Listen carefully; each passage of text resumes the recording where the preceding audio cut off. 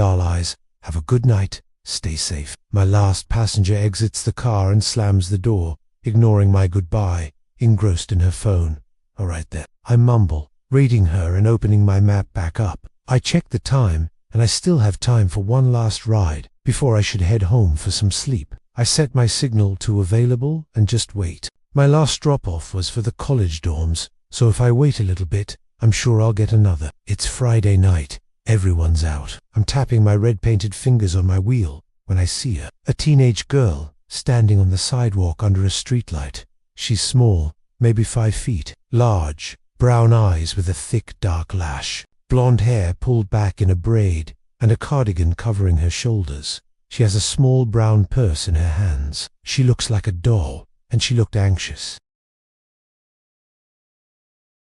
I pull up a little and roll down my window. Hey hun, you okay? I ask. Oh, yes, I am. She looks down the road, waiting for my ride.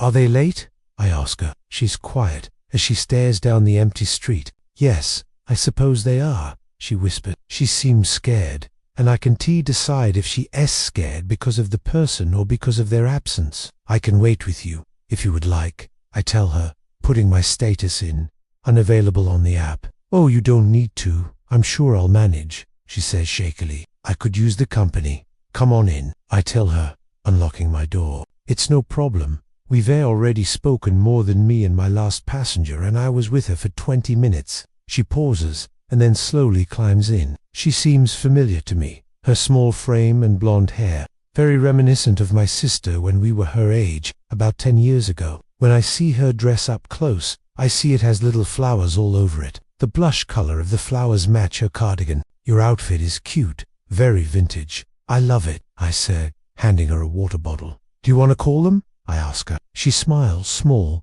and mumbles something that sounds like thank you. We sit in silence for a few minutes before her voice squeaks. You have pretty eyes. They're very green, like an olive, she says shyly.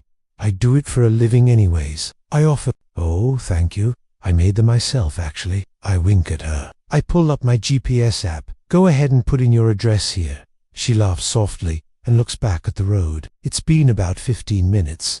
I don't have a phone, and I don't know the number. Double quotes, she tells me. Do you know where it is that you need to go? I ask her. She looks at me and nods. She lives far away from me now. She got married and has kids. I miss her so much, and I would never want her waiting alone outside in the dark. A lot of creeps out at night. I pull up the GPS map. How about I take you? Oh, that's so nice of you. But I don't have any money to pay you with, she stammers. It's on me. Consider it my Good Samaritan act for the day. She methodically punches in the information. Can I ask you a question?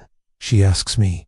Sure, I respond. Why are you being so nice to me? She asks, slowly turning to me. I smile sadly. You seem familiar to me. I think you remind me of my sister, only 15 minutes away. Not bad at all. She seems to accept that as an answer, as she leans back and gets comfortable in her seat. You're a nice sister, she tells me, quietly. I put the car in drive as I pull out into the road.